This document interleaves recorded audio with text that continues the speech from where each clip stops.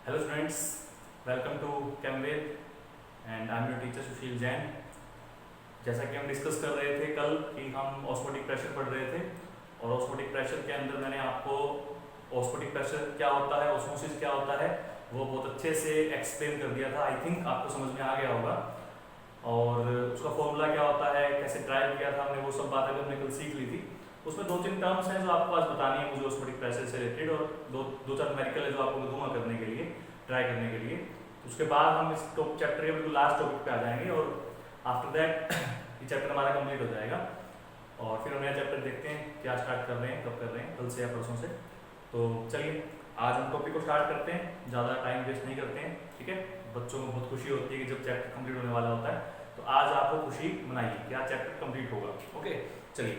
तो osmotic pressure के बारे में मैंने आपको बताया था कि हमारा जो ऑस्मोटिक प्रेशर होता है उसका फायदा क्या है। उसका फायदा है कि उसके मोलर मास कैलकुलेट कर सकते हैं। सभी कोऑर्डिनेटिव प्रॉपर्टी से ही हम मोलर मास कैलकुलेट कर सकते हैं।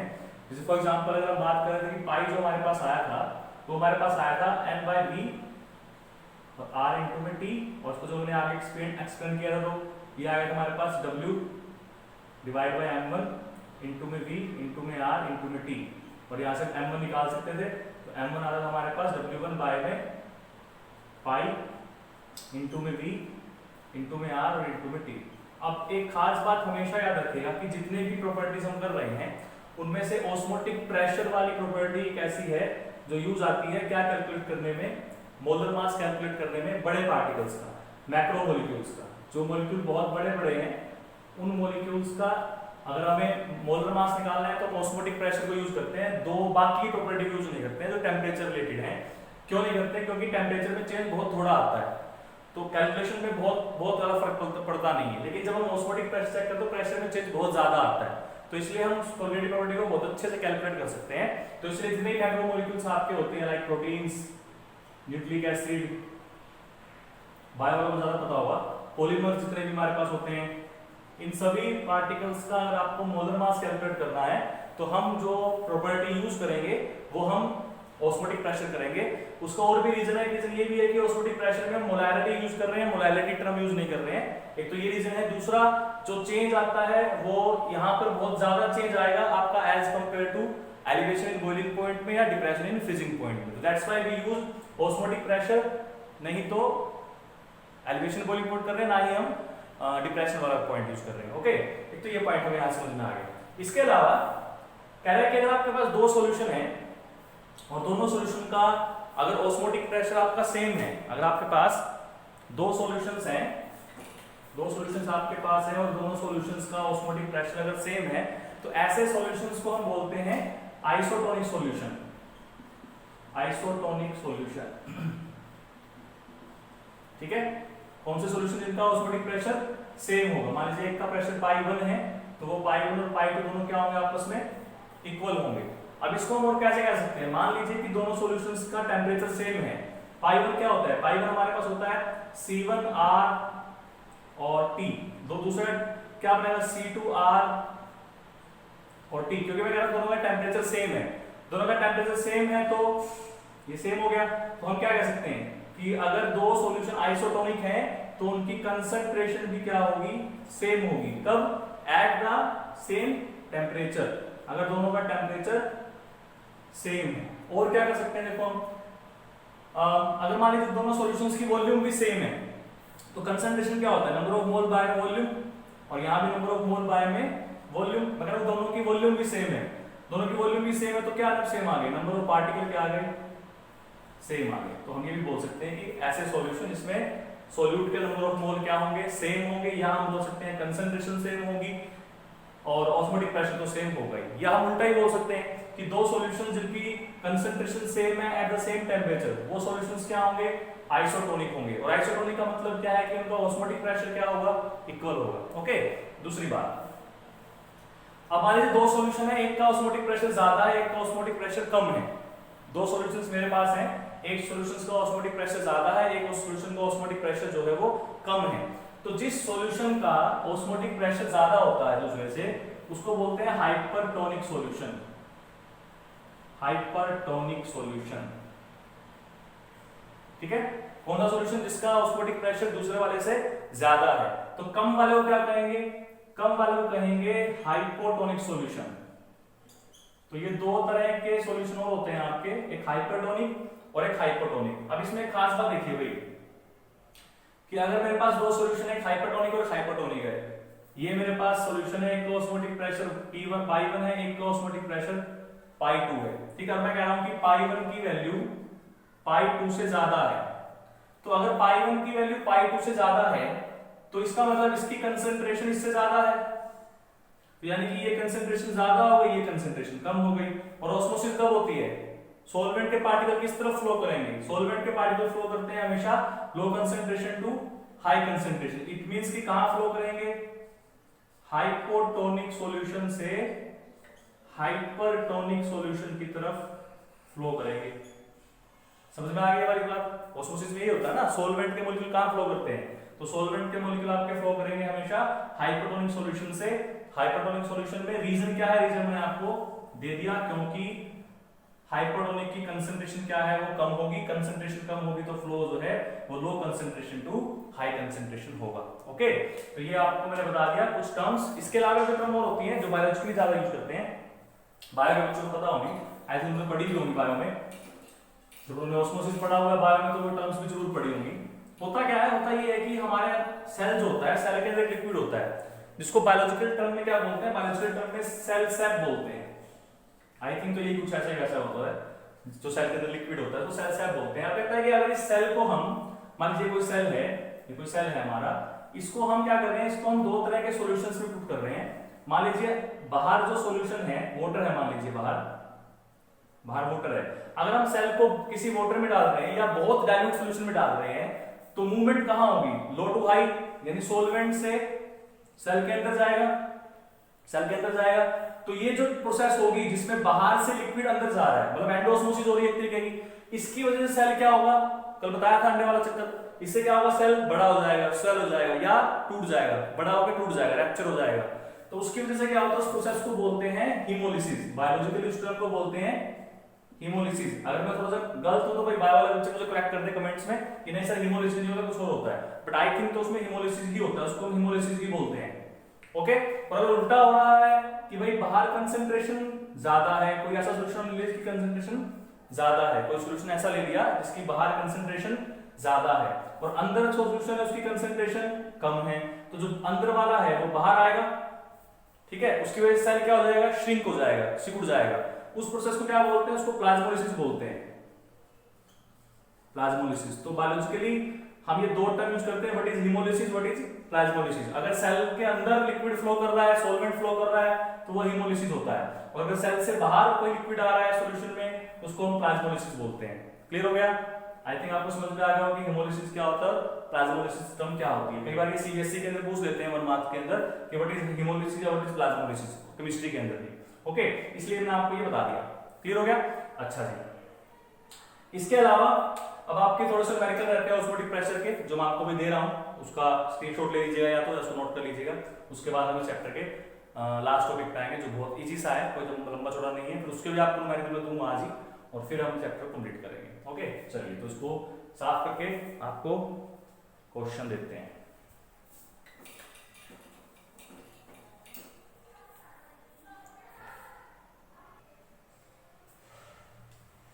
तो स्टूडेंट्स, ये है आपके 3 क्वेश्चंस ऑस्मोटिक प्रेशर से रिलेटेड। इन तीनों क्वेश्चंस को ट्राई कीजिएगा अच्छे से और सोल्व कीजिएगा। बहुत इजी क्वेश्चन दिया मैंने आपको। फर्स्ट क्वेश्चन आपका ट्रिपली में आया था 2007 में, सेकंड क्वेश्चन आपका केरला पीईटी में आया था, एंड थर्ड क्वेश्चन भी आपका कुछ ऐसा ही एग्जाम में था। तो तीनों क्वेश्चंस आपके बहुत इजी और इंपॉर्टेंट क्वेश्चंस में है for the completion point of view. तो इनको अगर सोल्व कर लोगे तो आपके बेसिक से क्वेश्चन भी सोल्व हो जाएंगे। तो आई होप कि आपको ज्यादा कोई दिक्कत आएगी नहीं इनमें। तो फटाफट इनका स्क्रीनशॉट लेके और उसके बाद आप नेक्स्ट टॉपिक पे आते हैं, ठीक है। चलिए, तो अब आते हैं हमारे नेक्स्ट टॉपिक के ऊपर। ओके, इसको करते हैं पूरा साफ।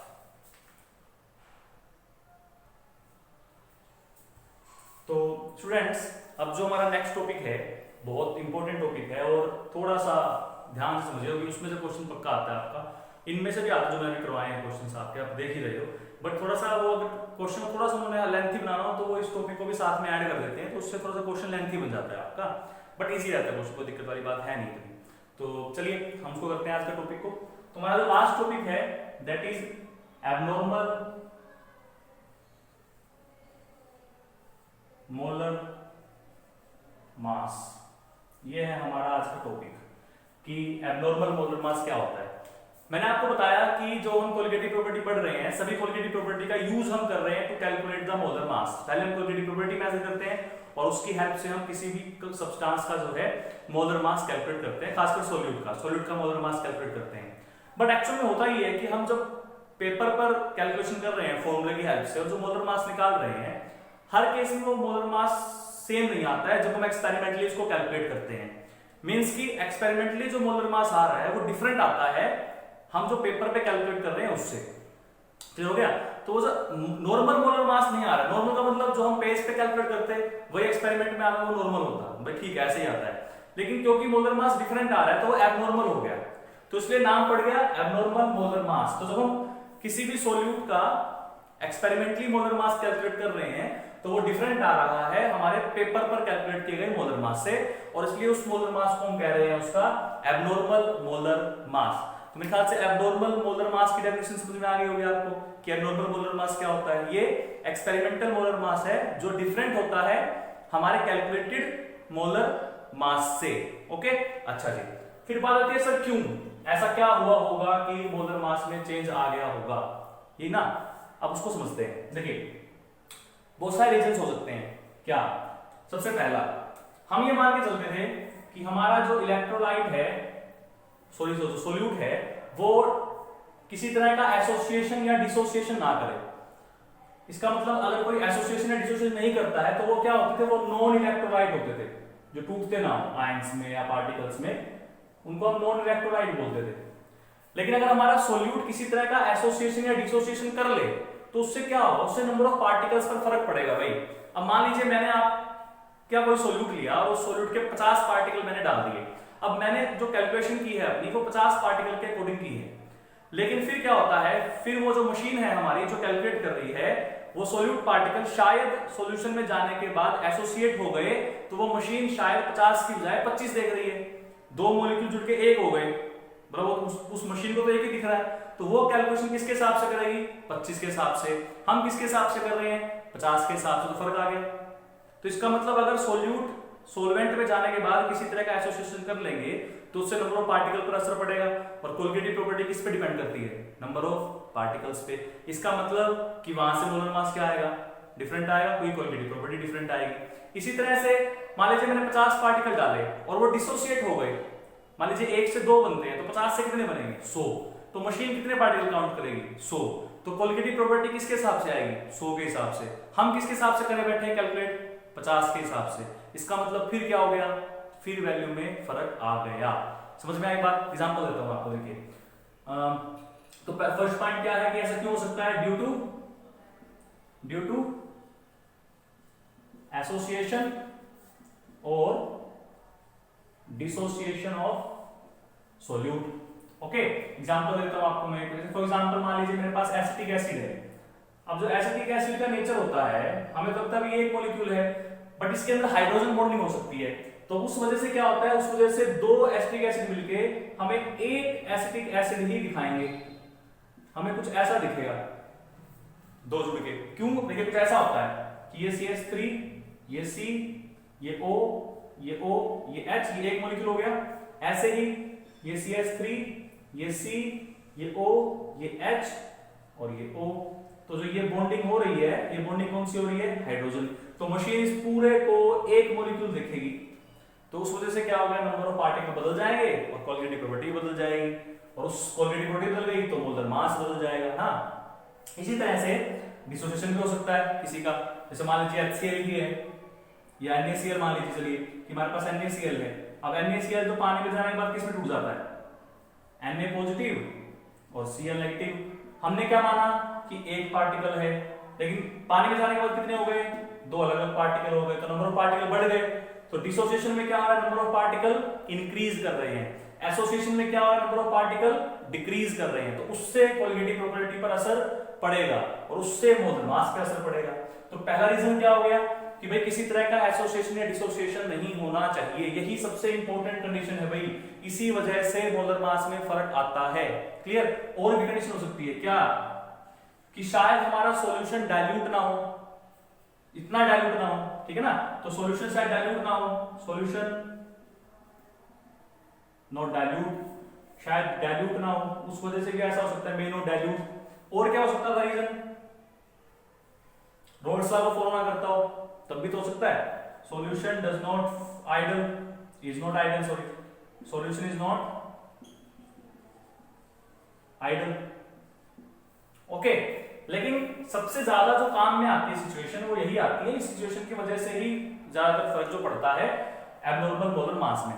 क्लियर? तो मेरे ख्याल से आपको समझ में आ गया होगी एब्नॉर्मल मोलर मास क्या है, क्यों है, क्या है और क्यों, दोनों बात समझ में आ गई होगी। ठीक है, तो चलिए अब इसको साफ करते हैं। कंडीशंस नोट कर लीजिएगा भाई।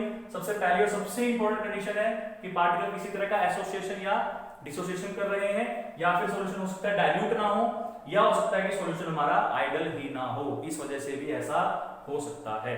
ओके, चलिए इसको साफ करते हैं।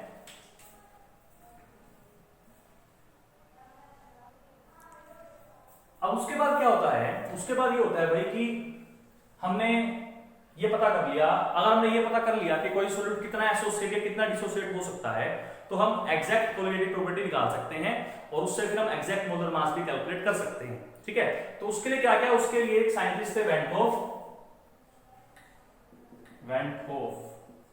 और उसने आपको एक फैक्टर दिया, एक नंबर दिया, कह सकते हैं एक सिंबल दिया, जिसको हमने नाम दिया वेंटो फैक्टर, और इसका सिंबल होता है आयोटा। ओके, अब ये होता क्या है, इसका मतलब क्या, इसका रीजन क्या है, ये कैसे आएगा, इसको समझिएगा। देखिए, क्या 4 और 2 बराबर है? नहीं है ना। क्या करना चाहिए कि अगर मैं 2 से इसको मल्टीप्लाई कर दूं तो बराबर हो जाएंगे। ठीक है, इसी तरह से क्या 6 और 2 इक्वल है? नहीं। अगर मैं इसको 3 से मल्टीप्लाई कर दूं तो दोनों बराबर हो जाएंगे। कुछ वैसा ही आई करता है। क्या करता है, मान लीजिए हमने कोलिगेटिव प्रॉपर्टी कैलकुलेट की एक्सपेरिमेंटली, और उसकी वैल्यू आती है, मान लीजिए हम ऑस्मोटिक प्रेशर करते हैं तो उसकी वैल्यू आती है π1, लेकिन जब हमने कैलकुलेशन में फॉर्मूले से अप्लाई की तो फॉर्मूला क्या होना चाहिए था, फॉर्मूला होता है CRT, ये हमने फॉर्मूले से कैलकुलेट किया, उससे हमारा π2 आ जाएगा एक तरीके से, इसको हम π2 बोल सकते हैं। बट ये दोनों इक्वल नहीं है उस कंडीशंस की वजह से कि या तो एसोसिएशन होगा या डिसोसिएशन होगा। तो इसका मतलब अगर मैं इस नंबर को या इस क्वांटिटी को किसी फैक्टर से मल्टीप्लाई कर दूं, और वो फैक्टर हमें ये बताता हो कि भाई कितना एसोसिएशन हुआ है या कितना डिसोसिएशन हुआ है, तो हम आसानी से एग्जैक्ट वैल्यू कैलकुलेट कर सकते हैं। तो अगर मैं इस फैक्टर को I से मल्टीप्लाई कर दूं, उसके बाद मेरी एक्सपेरिमेंटल और कैलकुलेटेड दोनों क्या हो जाएंगे, इक्वल हो जाएंगे। इसका मतलब यहां से I क्या बनता है, I ये बनेगा कि एक्सपेरिमेंटली जो हमने कोलिगेटिव प्रॉपर्टी की वैल्यू कैलकुलेट की है, experimental value of colligative property, मैं शॉर्ट फॉर्म में लिख रहा हूं कोलिगेटिव प्रॉपर्टी, और डिवाइड किससे कर रहे हैं, डिवाइड कर रहे हैं कैलकुलेटेड, जो हमने कैलकुलेट किया पेपर पे, वैल्यू ऑफ कोलिगेटिव प्रॉपर्टी। तो यहां से हम क्या निकाल सकते हैं, I निकाल सकते हैं। ओके, तो I हमें एक तो रेशो दे रहा है, किस चीज की रेशो दे रहा है, कि जो कोलिगेटिव प्रॉपर्टी की एक्सपेरिमेंटल वैल्यू है और जो कोलिगेटिव प्रॉपर्टी की कैलकुलेटेड वैल्यू है। वैसे I क्या बताता है, वैसे I बताता है कि कितना एसोसिएशन या कितना डिसोसिएशन सॉल्यूट का हुआ है, उससे कितना फर्क आ सकता है। ओके, एक खास बात और देखिए भाई, अगर आपने चारों कोलिगेटिव प्रॉपर्टी को अच्छे से पढ़ा हो, ध्यान से देखा हो, तो सभी कोलिगेटिव प्रॉपर्टीज में जो मोलर मास है सॉल्यूट का, वो इनवर्सली प्रोपोर्शनल है कोलिगेटिव प्रॉपर्टी के। सभी में देख लीजिए आप, किसी में देख लीजिए, चारों प्रॉपर्टी में, सभी में मोलर मास अगर ऊपर आता है तो कोलिगेटिव प्रॉपर्टी नीचे जाती है। सब में ऐसे ही हो रहा था। ठीक है, जैसे एग्जांपल के लिए अगर ये देखो पाई वाला ही, तो उसमें मैं ऐसे लिखते थे कि m1 is equal to w into में r इंटू में t डिवाइड बाय क्या लिखते थे, पाई इंटू में v लिखते थे। देखो ये इसकी इनवर्सली प्रोपोर्शनल आ रही है ना। इसका मतलब कोलिगेटिव प्रॉपर्टी और मॉलिक्यूलर मास क्या है, एक दूसरे के इनवर्सली प्रोपोर्शनल है। तो यहां से मुझे I निकालना पड़ जाए, तो I मैं कैसे निकालूंगा, ये जो आएगा ये इसकी क्या होगा, रेसिप्रोकल होगा। तो इसको हम क्या लिख सकते हैं, इसको हम वन बाय एम ई लिख लेते हैं थोड़ा टाइम के लिए कि एक्सपेरिमेंटल मोलर मास है जो हमने एक्सपेरिमेंट से निकाला है, ठीक है। और नीचे कर लेते हैं 1 बाय एम सी कर लेते हैं जो हमने कैलकुलेट करके निकाला है। ये इसके रेसिप्रोकल होगा, ये इसके रेसिप्रोकल होगा, तो यहां से फॉर्मूला क्या बनता है एम सी बाय में एम ई। कुछ बुक्स में आपको ई की जगह ओ मिलेगा, यहाँ पर ओ लिखा हो सकता है कि ऑब्जर्व्ड वैल्यू, तो ऑब्जर्व भी ठीक है और एक्सपेरिमेंटल भी ठीक है, दोनों का मतलब सेम है। ओके, तो यहां से हमारे पास आई किसके लिए मिल गया, हमें M C by M O कह सकते हो या M C by M E कह सकते हो।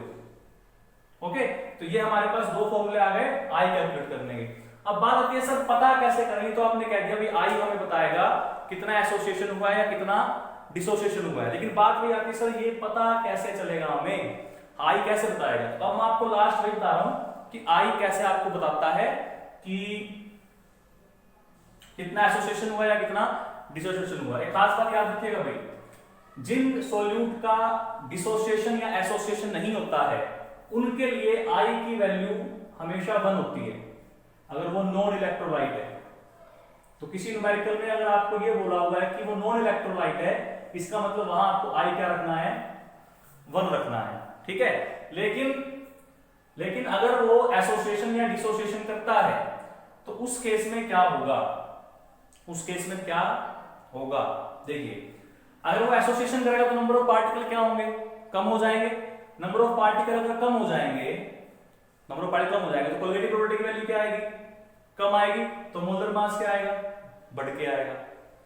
यही बात हुई ना, एक्सपेरिमेंटल वैल्यू क्या आएगी, इससे कम आएगी अगर एसोसिएशन हो गया तो। इट मींस कि एसोसिएशन के केस में आई की वैल्यू लेस देन 1 होगी, तब एसोसिएशन के अंदर।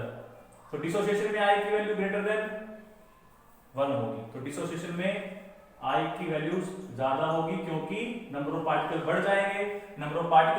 तो एक्सपेरिमेंटल वैल्यू ज्यादा आएगी, तो न्यूमरेटर बड़ा हो गया, डिनोमिनेटर छोटा हो गया, तो आई की वैल्यू 1 से ग्रेटर आएगी। तो ये सिचुएशन आपको याद रखनी है, ठीक है।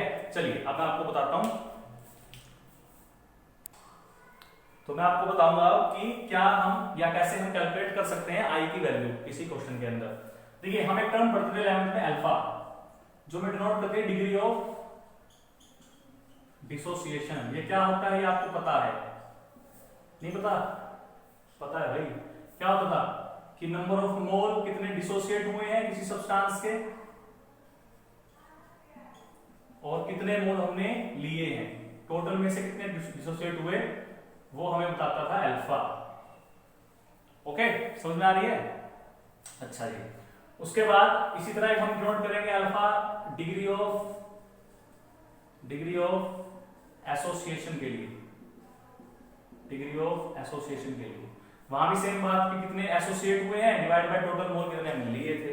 ओके, दोनों के लिए अल्फा सिंबल यूज कर रहे हैं। तो हमें रिलेशन ढूंढना है आज। सबसे पहले रिलेशन क्या होगा भाई आई में और अल्फा में, क्योंकि अगर हमें अल्फा पता चल जाए तो हम आई बहुत इजीली निकाल सकते हैं। कैसे निकाल सकते हैं मैं आपको वही बताऊंगा। क्लियर? चलिए तो पहले करते हैं डिसोसिएशन के लिए। फॉर डिसोसिएशन पहले डिसोसिएशन के लिए करते हैं।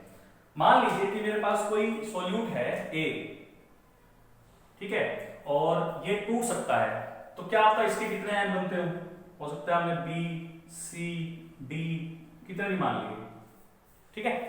अब जैसे Na2CO3 है, मैं एग्जांपल देता हूं, उससे Na2CO3 है, अगर ये टूटेगा तो क्या बनाएगा, 2Na बनाएगा और 1 CO3 बनाएगा, तो टोटल पार्टिकल कितने हो गए 3। ऐसे ही यहां पर मान लीजिए N1 बने, ये N2 बने, ये N3 बनते हैं एक के टूटने से, ठीक है। टोटल कितने हो गए N1 plus N2 plus N3 so on, हमने N मान ली भाई, N पार्टिकल टोटल है डिसोसिएशन के बाद, और किससे बनते हैं 1 मोल से बनते हैं। 1 से अगर N बनते हैं तो 1 मोल से कितने बन जाएंगे, N मोल बन जाएंगे। क्लियर हो गया यहां तक? अच्छा, उसके बाद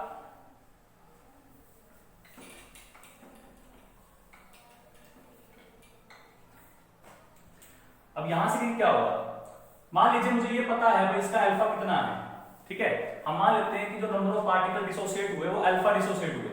लेट कर लेते हैं कि जो नंबर ऑफ पार्टिकल डिसोसिएट हुए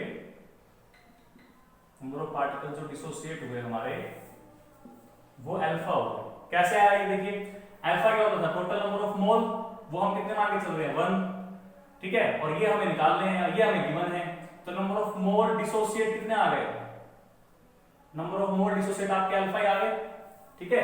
तो इसलिए मैंने क्या लिखा है आपका, इसीलिए मैंने आपका लिखा है कि नंबर ऑफ पार्टिकल कितने डिसोसिएट हुए हैं, अल्फा हुए हैं, ओके। नंबर ऑफ मोल कह सकते हो आप कितने डिसोसिएट हुए हैं, अल्फा हो गए, ओके।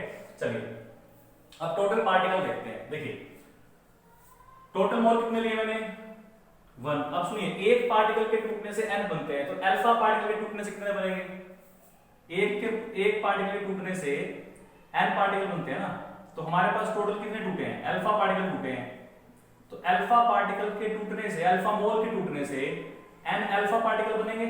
ये बात समझ में आ रही है, एक के टूटने से n बनते हैं, तो अल्फा के टूटने से l अल्फा बन जाएंगे, ओके। तो टोटल पार्टिकल कितने थे, टोटल थे 1, उसमें से टूट कितने गए n अल्फा, तो अनडिसोसिएटेड कितने बच गए 1 माइनस n अल्फा। ये बात समझ में आ गई, टोटल ये थे 1, उसमें से n अल्फा टूट गए, तो बचे कितने 1 माइनस n अल्फा। तो अब सॉल्यूशन में टोटल कितने पार्टिकल होंगे, सॉल्यूशन में टोटल कितने पार्टिकल होंगे, सॉल्यूशन टोटल कितने पार्टिकल होंगे, डिसोसिएटेड प्लस अनडिसोसिएटेड, डिसोसिएटेड कितने हैं n अल्फा, और यहां कितने होंगे, यहां होंगे भैया आपके अल्फा, n अल्फा नहीं होंगे, अल्फा होंगे, ओके, क्योंकि अल्फा डिसोसिएट हुए ना। टोटल मोल कितने लिए 1, उसमें से नंबर ऑफ मोल कितने डिसोसिएट हुए हैं अल्फा, तो अनडिसोसिएटेड कितने हो गए 1 माइनस अल्फा, और डिसोसिएटेड कितने घूम रहे हैं टोटल n अल्फा, तो टोटल पार्टिकल कितने हो गए 1 minus alpha plus n alpha, undissociated plus dissociated, तो यहां से कितना बनता है, ये बनता है आपका 1 प्लस अल्फा और n माइनस 1, अल्फा कॉमन निकल गया। अब यहां से हमें निकालना है, क्या निकालना है, i निकालना है ना।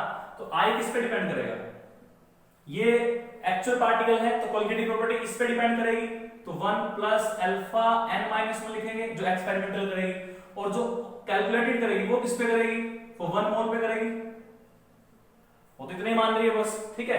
तो यहां से क्या होगा, देखिए यहां से हम क्या निकाल सकते हैं, आपका i निकालने का फॉर्मूला आ गया कि i is equal to 1 plus alpha n minus 1, ठीक है, ये अल्फा निकाल सकते हो आप, तो अल्फा कितना आ जाएगा यहां से i minus 1 divide by n minus 1, तो ये आपका फॉर्मूला आ गया i के बीच में और